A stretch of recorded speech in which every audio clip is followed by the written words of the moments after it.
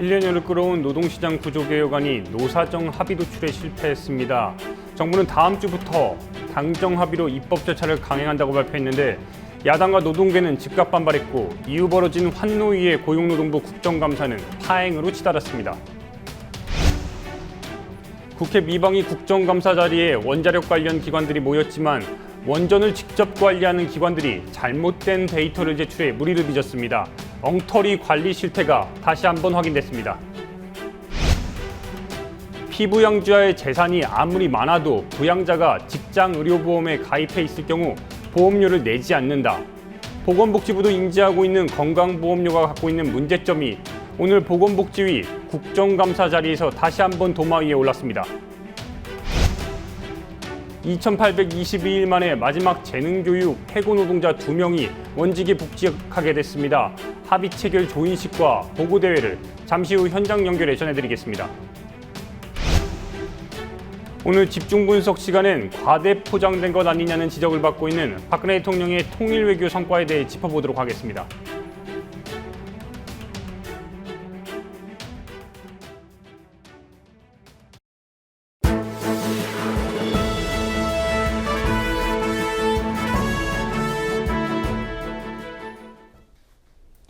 노동시장 구조개혁안이 결국 노사정 합의 도출에 실패했습니다.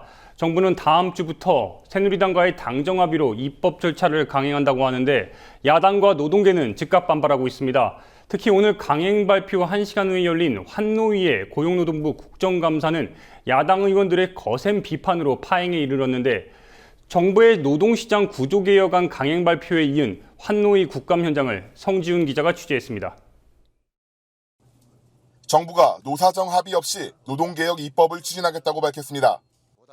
노동계가 강하게 반발해온 임금 피크제와 일반 해고 기준 요건 완화도 함께 추진됩니다.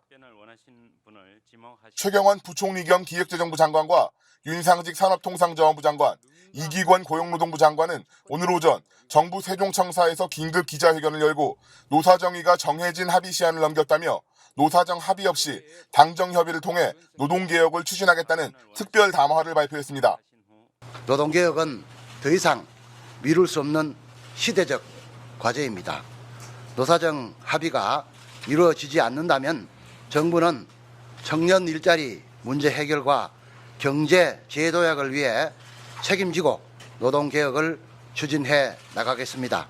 최경환 부총리는 노사정 대타협이나 노동개혁을 위한 입법 조치와 예산 조치에 필요한 과정, 정기국회 일정 등을 고려할 때 무작정 협상이 되기만을 기다릴 수 없다며 입법 예산안을 오늘 국회에 제출하겠다고 밝혔습니다.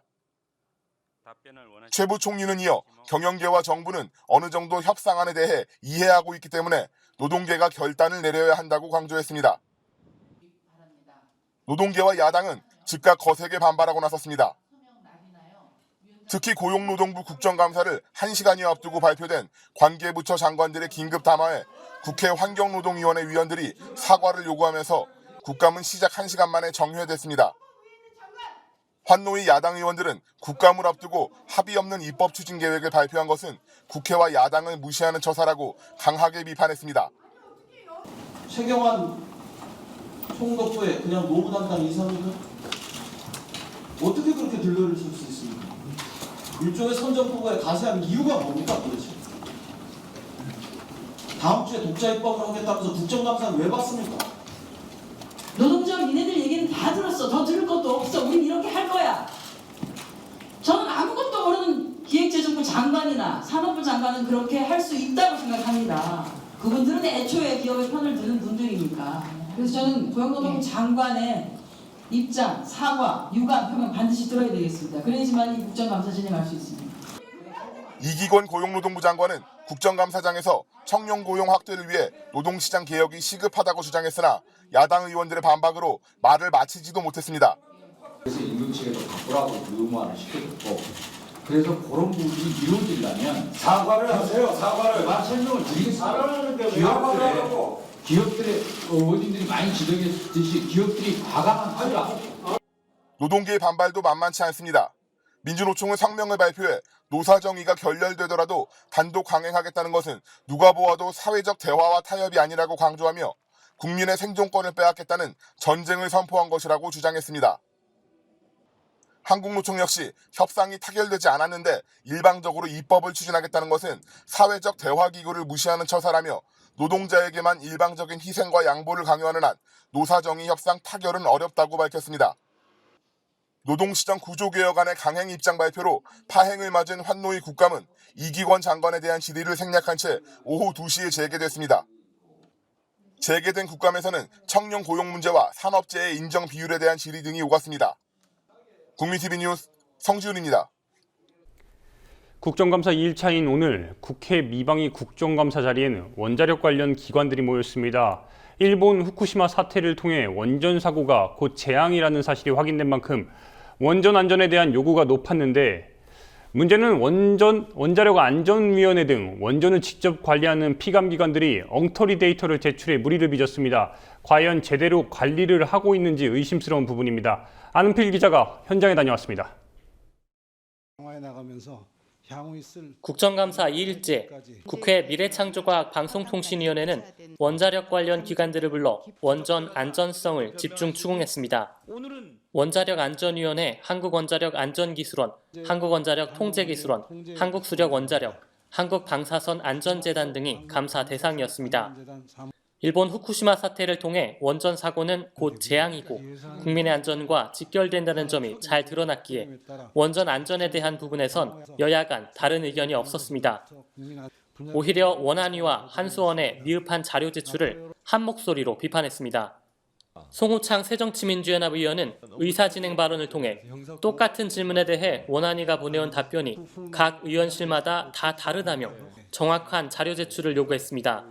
그 각 의원실에서 지금 국정감사를 하기 위해서 여러 가지 자료 제출 요구를 하고 있는데 동일한 사안에 대해서 각 의원실마다 보내준 자료들이 지금 다 다릅니다. 이게 같은 그 자료 제출 요구가 들어가면은 하나의 부서에 담당자가 동일한 사람이 하는 거 아닐 겁니까 이게? 예? 그렇습니다. 동일한 사람이 각 방마다 답을 다르게 준다는 거잖아요.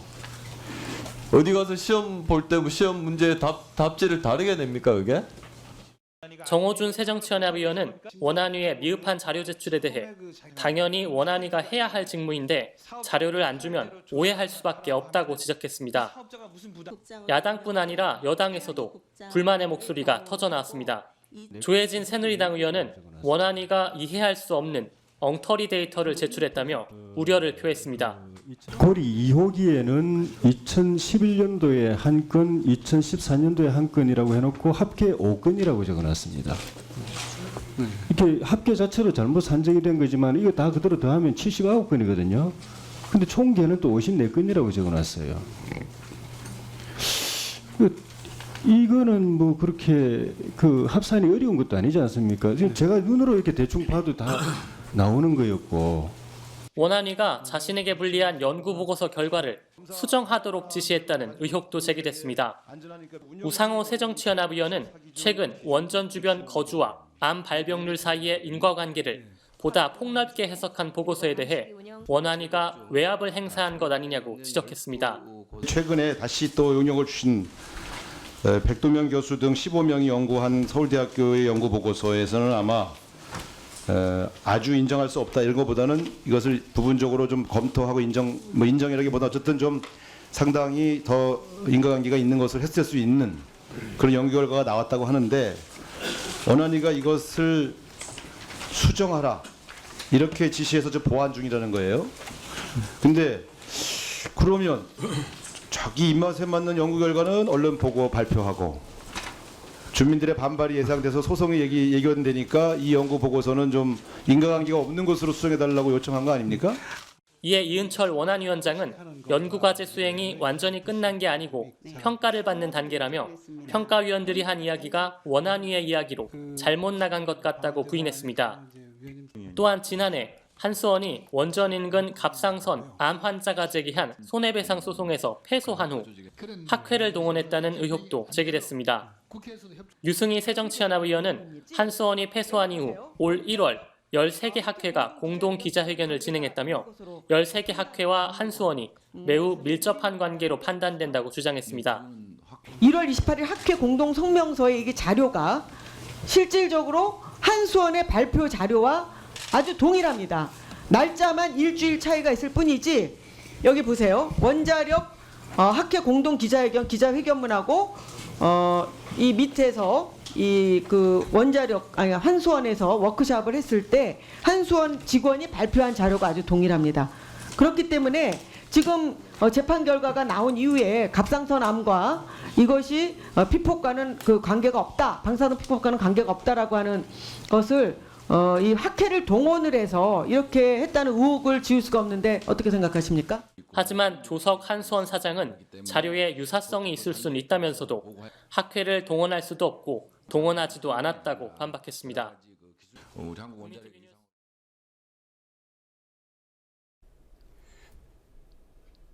피부양자의 재산이 많아도 부양자가 직장의료보험에 가입해 있을 경우 보험료를 내지 않는다. 지금의 건강보험료가 갖고 있는 문제입니다. 이 때문에 5억 상당의 자산을 보유하고도 건강보험료를 내지 않는 경우도 있는데 건보료 체계의 문제점, 오늘 열린 보건복지위 국정감사 현장을 박다솔 기자가 다녀왔습니다. 김종대 전 국민건강보험공단 이사장은 강남에 위치한 아파트를 비롯해 5억 상당의 자산을 보유하고 있습니다. 퇴직 이후 연간 4천만 원 상당의 연금도 받고 있지만 정작 건강보험료는 전혀 내지 않습니다. 반면 작년 초 빈곤으로 목숨을 끊은 송파 세모녀는 건강보험 지역가입자로 매달 5만 원의 건강보험료를 내고 있었습니다. 건보료 체계의 모순이 극명하게 드러나는 사례입니다. 오늘 보건복지위원회 국정감사에서는 건강보험료 체계가 도마에 올랐습니다. 안철수 의원은 송파 세모녀 사건 등 실제 사례를 들어 건보료 체계의 부당성을 지적했습니다. 고위관료 부인인 A씨는 3억 9,600만 원짜리 집, 3,193만 원짜리 토지, 10억 6,891만 원 예금, 그리고 1,842만 원 가치의 주식을 가지고 있는데 그런데 직장가입자 피부양자로 건강보험료 한 푼도 내지 않고 있습니다. 반면에 직장을 잃은 송파 세모녀 B씨는 반지하 월세 50만 원짜리 집에 살면서 소득이 재산이 없는데도 불구하고 지역가입자로 월 5만 원 보험료를 꼬박꼬박 내고 있었습니다.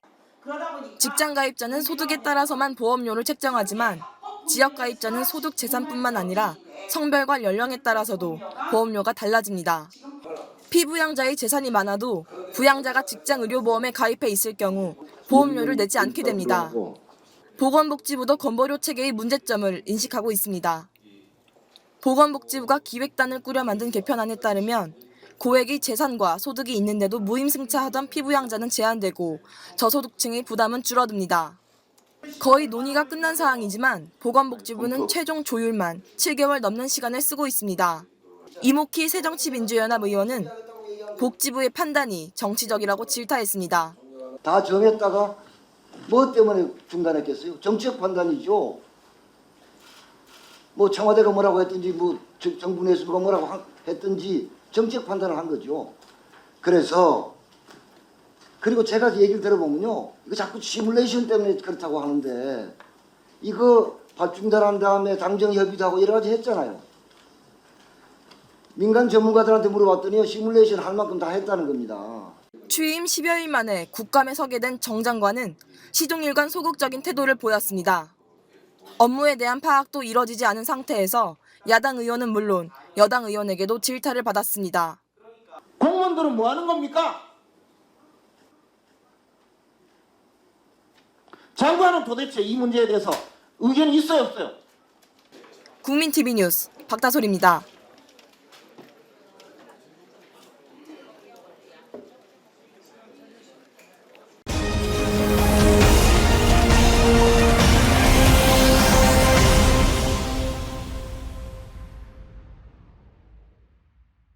(2822일) 만에 마지막 재능교육 해고 노동자 2명이 원직에 복직하게 됐습니다. 한마디로 8년을 이어온 길고 길었던 투쟁의 시간이었는데 두 사람은 계약 해지 당시의 지역국으로 복귀할 예정입니다. 노지민 PD가 투쟁 승리 보고대회 현장에 나가 있습니다. 노지민 PD, 지금 재능교육 본사 앞에서 승리 보고대회가 열리고 있다고 하던데 어떻게 진행되고 있습니까?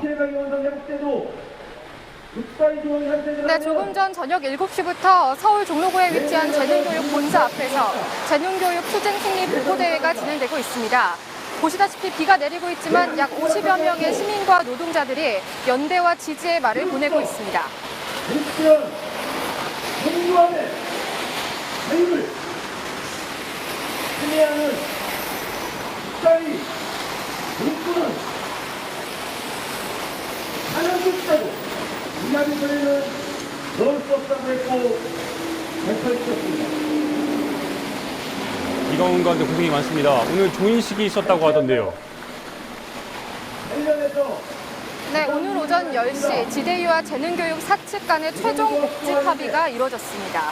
지대위는 지난해 학습지 노조 재능교육지부와 사측이 합의하니 단체협약 회복 요구를 충족시키지 못했다면서 외로운 투쟁을 이어왔습니다. 오늘로써 8년 전 해고됐던 교사 12명 중 11명이 학생들에게 돌아갈 수 있게 됐습니다. 해고자 중 한 명인 이지현 교사는 지난 2012년 암투병 끝에 사망했습니다. 네, 지난 2013년에 이미 노사 간의 전원복직 합의가 이뤄졌다고 하던데 지난해에는 노사가 단체협약 체결도 했습니다. 그럼에도 불구하고 투쟁을 이어가야 했던 이유가 궁금한데요. 상황이 실제 그랬습니다. 네, 유명자 전 지부장은 단체협약 회복이 이뤄지지 않은 노사 간 합의는 노동자성을 쟁취하는 데 한계가 있다는 점을 들어서 투쟁을 지속해야 했던 이유를 설명했습니다. 학습지 교사들의 경우 현행법상 개인사업자라는 이유로 각종 부당노동 행위에 내몰려왔습니다. 노동 약자들이 장기 투쟁을 하는 경우 사실상의 양보안을 수용하고 불완전한 마무리에 그치는 경우가 대부분인데요. 재능교육지부의 경우 끈질긴 투쟁이 결실을 맺었다는 평가입니다. 자세한 내용을 리포트로 전해드리겠습니다. 오늘 오전 서울 해화동 재능교육 본사 앞 재능교육 해고자들이 환한 웃음을 지으며 건물을 나섭니다. 2822일 약 8년간의 투쟁 끝에 단체협약 정상화, 해고자 전원복직이라는 요구를 이뤄냈기 때문입니다. 오전 10시 사측과 조인식을 가진 재능교육 투쟁 승리를 위한 지원대책위원회는 최종 복직 합의서를 작성했습니다. 유명자 박경선 2명의 해고자를 복직시키고 단체협약에서 독소 조항으로 지적돼 온 마이너스 월 순증 수수료 조항을 삭제하는 것이 골자입니다. 하절기 휴가비를 지급하고 육아와 부상을 비롯해서 휴업 사유를 확대한다는 합의 또한 성사됐습니다. 체결한 자리가 들어가서 생각해보니까 제가 2002년, 3년, 4년에 그때 초기에 노동조합 초기에 간부할 때 교섭위원으로 들어가서 행사하고 이제 임금단체협약 교섭하던 자리예요. 바로 그 자리, 그 책상에서 이렇게 2822일 동안 투쟁하고 나서 이제 도장을 찍으러 가니까 평생의 인생에 겪을 일 다 겪었구나 뭐 이런 생각 들면서 좀 감회가 좀 남다른 게 있더라고요. 재능교육 교사 노동자들의 긴 투쟁은 부당한 단체협약 회복을 요구하면서 시작됐습니다. 지난 2007년 12월 노조가 본사 앞에서 천막 농성을 시작하자 이듬해 일방적으로 단체협약을 파기한 사측은 2010년 학습지 교사가 개인사업자이기 때문에 노조를 결성할 수 없다면서 노조 소속 교사 12명을 해고했습니다.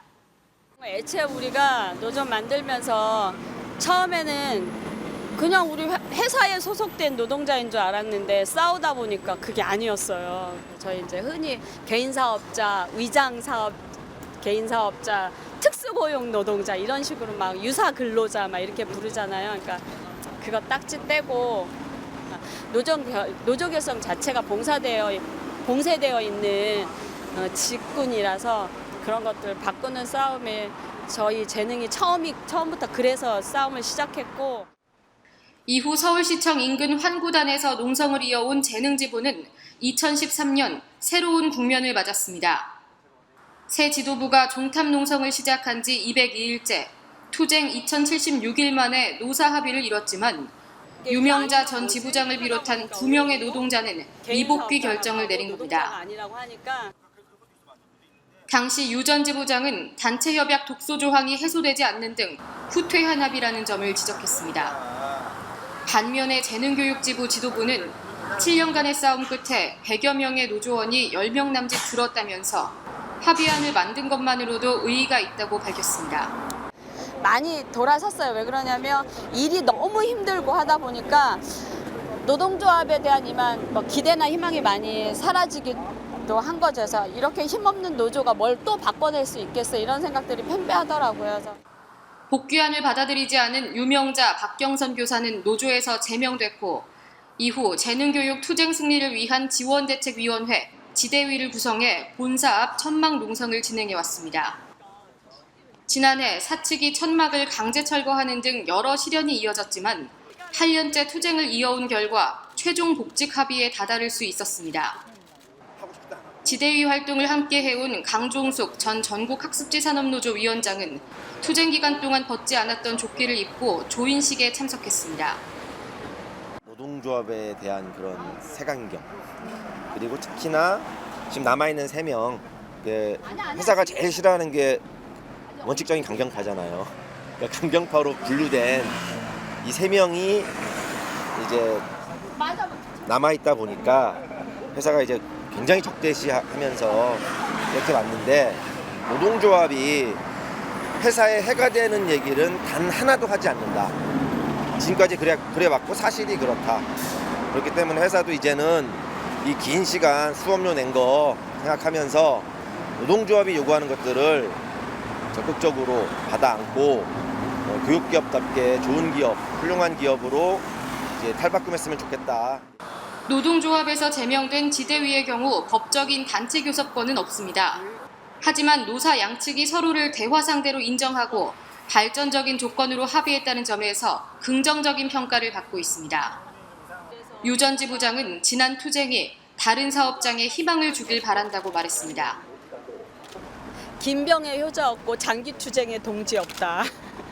그래서 우리 이 결과가 단비처럼 지금 힘들게 싸우고 있고 막 포기하고 싶고 하는 투쟁 사업장에도 그래 다시 한번 싸워보고 끝까지 진짜 자존심 지키고 싸우면 우리도 이길 수 있다. 이런 신락 같은 희망이라도 됐으면 좋겠어요. 그리고 그런 말들을 지금 현재 많이 해주시니까 그걸로 좋게요. 그동안 2,800일 넘게 싸운 게. 지대위는 내일 오전 본사 앞 천막 농성장을 철거할 계획이라고 밝혔습니다. 국민TV 뉴스 노지민입니다. 함께 만드는 언론 여기는 국민TV. 함께 만드는 언론 여기는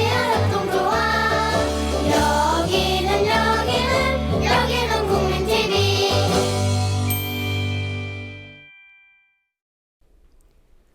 네, 국회 외통위 국감이 어제부터 열리고 있습니다. 박근혜 대통령의 중국 방문 중 통일 외교 성과를 놓고 공방이 이어졌는데, 여당은 한중 간 관계 회복이 통일 외교의 신호탄이라고 했고, 야당은 당사자 북한을 뺀 통일 논의는 한계가 있다는 지적을 했습니다.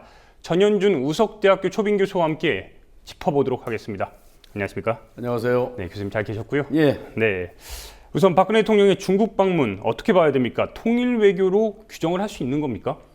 통일 외교로 봐야 될 것 같습니다. 왜냐하면 통일이라고 하는 것이 남북 문제이기도 하지만 주변국과의 긴밀한 협력에 의해서 이루어져야 될 그런 문제이거든요. 그러니까 남북 간이 합의한다고 해서 통일이 되는 건 아니거든요. 국제법적으로 사실 한반도 정전체제에 서명을 했던 나라들이 사실은 이제 유엔을 대표한 미국이라든가 중국이 포함되어 있거든요. 물론 북한이 했습니다만은. 네. 그런 측면에서 한반도 분단 문제가 해결되기 위해서는 국제적인 차원에서의 협력이 필요합니다. 그런데 이제 그동안에는 우리는 한미일 동맹을 주축으로 해서 북한을 압박하는 그런 양상을 보였었거든요. 거기에 대해서 중국이 반발할 수가 있거든요. 중국을 왜 빼놓고 한반도 문제를 한미일이 공조를 해서 문제를 해결하느냐. 그런 이제 경향성이 좀 있었기 때문에 사실은 중국이라든가 러시아까지 끌어들이지 않으면은 한반도 평화통일이라는 것이 쉽지 않은 상황입니다. 따라서 어떤 형태가 됐든 간에 중국이 우리들에게 우호적으로 또 한반도 통일에 대해서 우호적으로 나왔다고 하는 것 자체가 통일 외교의 시발점이 된다. 저는 그렇게 봅니다. 네, 지금 교수님께서 지적해 주셨듯이 통일 외교라고 볼 수 있다고 말씀 주셨는데, 그럼에도 불구하고 야당에서는 박근혜 대통령의 이 방중 성과가 과장된 것 아니냐는 이런 지적을 하고 있습니다. 특히 이 중국의 협력이란 그 단어가 없음에도 불구하고 청와대에서 이를 강조함으로써 뭔가 협력이 과연 맞냐 아니냐 이런 부분에 있어서 지적을 하고 있는데 이는 어떻게 보십니까? 예. 한중 관계를 어떻게 볼 것이냐 하는 문제부터 좀 따져봐야 되는데요. 사실은 이제 2008년부터 한중 수교 이후 2008년에 우리는 전략적 협력 동반자 관계 이렇게 이제 그 협력이란 말이 이미 들어가 있습니다. 따라서 전반적인 한중 관계에 있어서 협력을 하도록 그렇게 되어 있거든요. 이번에 사실 공동 보도민이 없기 때문에 그 협력이란 말이 어느 정도 무게로 들어가 있는지는 알 수는 없습니다. 결국은 이제 박근혜 대통령 또는 우리 정부가 설명한 것을 우리가 귀담아 들을 수밖에 없는 거 아닌가 생각이 됩니다. 다만 중국이 그렇게 한반도 통일에 대해서 그러니까 북한을 압박하는 형태의 통일을 동의를 했을까? 거기에 동의를 했을까 하는 것은 좀 의문입니다. 아직까지도 사실은 중국의 기본적인 입장은 남북한이 자주적으로 통일하는 것에 대해서 찬성하는 그런 입장이거든요. 물론 김정은 정권이 출범하면서 여러 가지 도발적인 행사를 했었죠. 미사일 발사라든가 핵실험이라든가 거기에 대해서 시진핑 주석이 상당히 기분 나빠하고 그런 건 있는 것은 맞습니다. 그렇다고 해서 북한을 버린다든가 그런 정도는 지금 아니거든요. 따라서 그러니까 우리가 주장하는 그러한 식의 자유민주주의식 통일, 그 다음에 이것이 친미국가가 된다든가 내지는 친일국가가 되는 그런 형태의 통일, 그런 것까지도 중국이 동의했을까 하는 의구심이 듭니다. 중국이 통일을 지지할 때는 그 통일 한국이 중국을 지지하는 친중 정권이 들어서기를 바라지 않겠습니까? 당연히 자기 국가 이익을 위해서. 따라서 너무 우리 중심의 통일론을 중국이 수락했다고 보는 것은 좀 무리가 있는 것은 또 사실인 것 같습니다. 이제 그런 단계까지 되려면은 앞으로 한중 관계가 더 정말 협력이 잘 되는 그런 그 신뢰 관계가 쌓여야 되지 않을까 그렇게 생각을 합니다. 네, 이런 가운데 북한을 제외하고 조속한 통일 외교 이 논의 자체가 북한 체제에 뭔가 불안을 야기하고 그리고 남북 관계의 불안정성을 증대시킨다는 이런 지적도 있는데 이는 어떻게 보십니까? 그렇습니다. 그러니까 형국은 북한이 지금 고립된 그런 형국이거든요. 한미일 동맹에 의해서도 고립돼 있지만 그동안에 사실은 여러 가지 면에서 중국이 북한을 편을 든다든가 좀 지원하는 그런 입장이었지 않습니까? 근데 이제 한중 간의 관계가 개선되면서 6차례에 걸쳐서 한중 정상회담이 이루어졌고 북중 정상회담은 한 번도 없는 그런 상태지 않습니까? 그런데 이제 어떻든 이번 한중 정상회담을 통해서 한반도 통일에 중국이 적극적으로 나서겠다는 그런 이제 발언들이 계속 나오면서 북한은 지금 굉장히 불쾌하게 생각을 합니다. 그래서 그 박근혜 대통령에 대해서 북한이 조금 이제 센 발언으로 비난을 했어요. 경거망동하지 말라는 식으로 얘기를 한 거거든요. 그것은 북한 입장에서는 굉장히 불안해 한다는 입장이 되겠습니다. 고립감을 느낀다는 생각인 거고, 사실 9월 9일 날 이제 구구절 아닙니까? 북한 정권 창건 기념일이었는데 9월 8일 날 시진핑 주석이 축전을 보냈단 말이죠, 북한에. 근데 그걸 갖다가 노동신문 2면에 실었습니다. 1면에 실지 않고. 그러니까 전통적인 그 북중 혈맹 관계를 고려한다고 한다면 사실 당연히 1면에서도 탑에 실려야 되는데 러시아라든가 쿠바의 축제는 1면에 실었습니다만은 중국의 축제는 2면에 실었습니다. 그만큼 지금 북한은 중국에 대한 불만이 있는 거고 또 그만큼 사실은 고립감을 느끼고 있는 그런 상황이거든요. 따라서 한반도 평화통일이라고 하는 것은 북한의 적극적인 협력이 있어야 되는 것인데 너무 그렇게 북한을 몰아세우고 코너로 모으는 것은 평화통일에 그렇게 긍정적인 것은 아니다. 그렇게 생각을 합니다. 예, 이것도 한번 짚어보겠습니다. 독일 통일의 초석을 만든 빌리 브란트 총리죠. 이렇게 이야기를 했습니다. 독일 통일은 모스크바에서 시작된다. 이런 유명한 말을 했는데 이렇게 보면 우리의 그 통일 외교의 시발점을 평양으로 봐야 되는 겁니까? 아니면 베이징으로 봐야 되는 겁니까? 그러니까 독일 통일 당시 고르바초프가 상당히 중립적인 태도를 취하고 소련군이 약 30만 명 정도가 동독에 주둔하고 있었습니다만은 소련군을 사용하지 않았어요. 이제 그런 걸 이제 얘기를 한 것 같습니다. 그러니까 고르바초프가 상당히 독일 통일에 적극적으로 협력을 했다. 물론 서독이 소련에게 약속한 게 굉장히 많습니다. 그러니까 고르바초프가 동서독 통일을 지지함으로써 얻는 국가 이익이 있었기 때문에 지지를 해줬거든요. 근데 이제 상황은 굉장히 달라요, 지금 한반도는. 그러니까 동서독이 통일하겠다고 하는 그 과정을 보게 되면은 동서독 관계는 굉장히 긴밀하게 교류 협력을 한 상태에서 통일이 지금 이루어지는 그런 상황이었거든요. 근데 지금 남북 관계는 전혀 동서독 네. 관계 상황하고는 다르거든요, 지금. 뭐 북한도 그렇고 우리도 그렇고. 더군다나 중국의 입장이라고 하는 것은 아직 정확히 지금 한반도에 대해서 이중 정책을 쓰고 있는 거고. 그래서 전혀 지금 상황이 다르기 때문에 네. 통일 외교의 시발을 뭘로 볼 것인가 하는 데 대해서는 아직은 지금 때가 이르다고 생각합니다만은 역시 중요한 것은 통일의 분위기를 있게 만드는 것이고 그것은 역시 남한의 태도가 중요하지 않는가. 교류 협력을 하고 오이사 조치 해제 문제라든가 등등 관련해서 전향적인 대북 정책을 통해서 교류 협력이 이루어지고 거기에서 북한이 변화가 일어나고 북한 주민들이 남한의 어떤 정치 체제라든가 남한 사회를 선택을 하는 이런 과정들이 있은 다음에 중국을 설득하는 이런 네. 것들이 필요하다고 봅니다. 일련의 과정이 필요하군요. 그 박근혜 대통령의 그러니까 박근혜 정부의 통일 외교 정책에 대해서 좀 다시 한번 좀 살펴보겠습니다.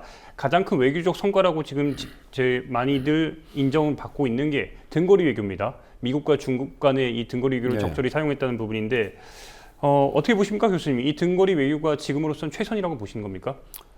저는 어느 정도 일리가 있다고 봅니다. 왜냐하면 박근혜 정부가 들어서면서 지금 균형 외교. 네. 그러니까 이명박 정부는 아주 대미일변도의 외교 정책을 폈다고 한다면 박근혜 정부 들어서서는 중국을 중시하는 또한 그런 이제 정책을 펴거든요. 그래서 균형 외교라고 그럽니다만은 뭐 등거리 외교라고 할 수도 있죠.